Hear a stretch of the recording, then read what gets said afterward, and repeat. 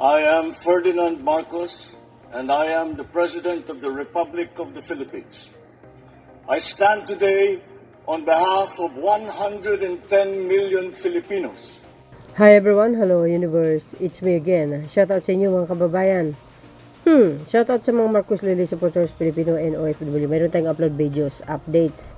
O ayan, hinamon ni Basti si DILG Secretary. Alam po natin itong magkapatid na Duterte, no? Walang alam ito kundi sinasabing bangag, folic hair, o weak leader, o kailangan nila ang folic hair.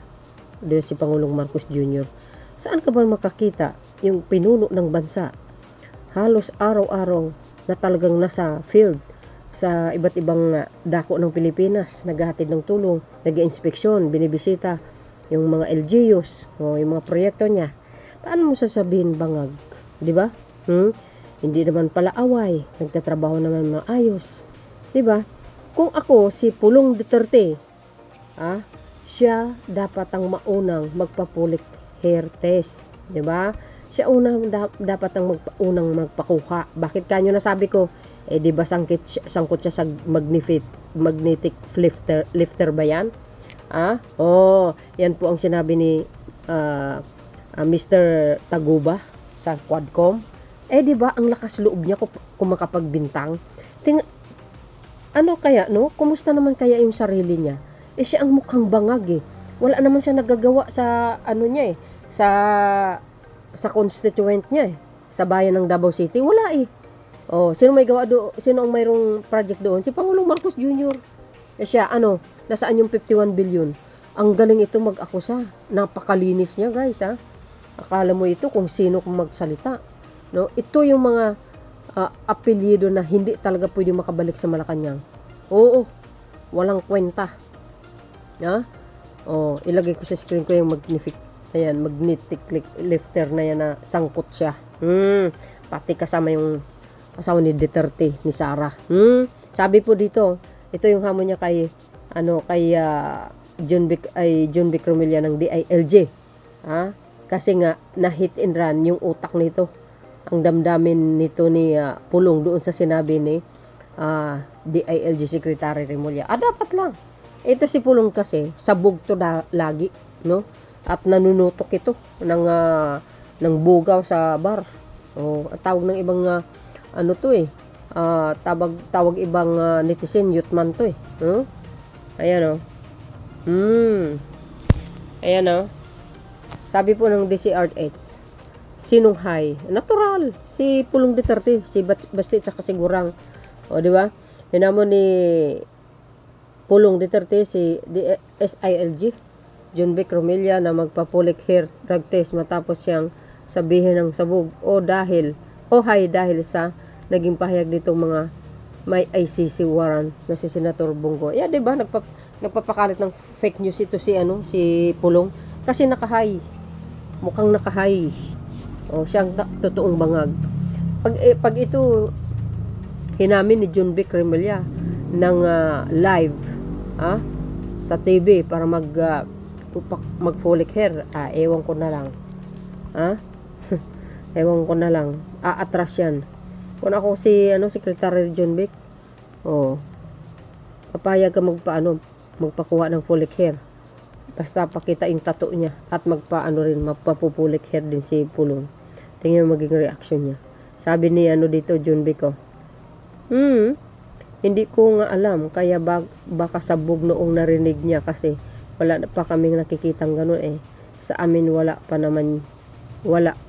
Oh my gosh. Diba kuda-kuda kasi ito si si Pulongges Tulongges Duterte. Sabi niya, ako pa talaga ang sinabihan mong rahay. Totoo naman. At sabog, Secretary John Vic Romilla, ako, baka nagkamali ka lang ng tinutumbok. At ang gusto mo talagang sabihin sa ay yung mga nasa Malacanang. Pwede patunayan mo kung mayroon kang ebidensya laban sa Pangulo at sa Malacanang. Itsura mo pa lang adik ka na, sabog ka pati. Di ba nakahay lagi, parang sigarutay. Kung gusto mo talagang malaman kung sino ang high at sino ang sabog, simple lang naman ang solusyon. Magpapulik hair folic. Ayan. Site test tayo. Kasama mo na ang boss mo at asawa, anak niya. Para isang testing na lang. Tapos ang usapan. O, di ba? O, di ba? Kala mo kung ano, ang linis-linis tong mga Duterteng magkapatid na ito, no? O, kung ako si Junvic, hamunin ko yan. Pakita ang tattoo at saka mag-folic hair. Hindi kasama si Pangulo. Dapat si Junvic lang. Tingnan natin kung kakasa ito si Pulong. Magaling sa hamunan to mga to eh. Pero takrot ito. Ang mga malaki ang mga daga sa dibdib. Ganun yun, no? Feeling, oh. Kumusta na kayo magnetic lifter? Na kayo nasa sangkutan niya. Hindi kayo naloka. Ayan, oh. Wow, sabi nang nagko-comment. Ang lakas maghamon. Nung siya ay hinamon, tingnan yung dragon sa tattoo sa likod niya. It realized urong din naman ang bayag eh. Takrot nga eh. Ganon yan, sagutin naman ni Remulla. Sige basta, sa dahik tayo magpapatay. Sa mo rin si Bato at Sigo para isang puntahan na lang. Sino man namang tangang tao na kakasa doon sa hamon niya. ano si Pangulong Marcos Jr. Uto-uto. Kayo ang uto-uto. Hindi na kailangan ng Pangulo yun. Mayroon nang lumabas yan. Negative yan noong 2022. Ibig sabihin, malinis ang kanyang pagkatao. Kaya nga, di ba? Kung ako si Pangulong Marcos Jr., hamunin ko to si Basti na magkapatid para magpakuha ng folic hair. Para makita ang katotohanan. Di ba? Ano ba daw? Kaya yan biruan, bardagulan o sadyang katotohanan. Pagdating kay Pulong, sigurado kaya yan. Ikaw, Pulong, patingin ng tattoo mo sa likod. Oo. Hindi pakikita yan. Sabi nga ni Mr. Las Cañas, membro ng triad yan eh. Siguro baka malakas ang loob nila, ganun. Ay nako, pero pagdating sa batas ng Pilipinas, walang triad. Ang mayroon dito, magiging ika nga ang mayroon dito, sayad. Ito yung sinasabi ko guys. Nakita nyo yan guys? Kung makapagsalita itong mga magkapatid nito, malinis. ABS-CBN mismong nagsabi. Kailan yan? June 4, 2024, 37 Davao City employees dismissed after testing positive. Ayan, Diba? Diba? Diba? Galing nga, diba? Sabi sa inyo Ito pa. Ayan. It's killing activity and I think that my age. Ako hindi masyado kasi nagmamariwana ako para magising sa iba. Hindi na kaya. Ayan, Dating Pangulong Digong. Ngayon, sino talaga ang bangag, guys? Hindi lang yan. Ito pa. Ayan, nagmamalinis si Pulong, Sabi po to, isa sa mga hitman ni Digong. Matubato filed complaint against Duterte and his son, Paulo Duterte, who was then the vice mayor of Davao City for the alleged victim. Ayan, crime. Ayan, biro nyo yun? And, ayan, noong 2016, si Mr. Matubato, sabi ng Philstar. Yan, si Pulong nagmamalinis, Grabe. Hindi lang yan. Ito pa. Si Pulong at saka si Han Carpio. Ayun, sabi ng Pilipinas Today. See?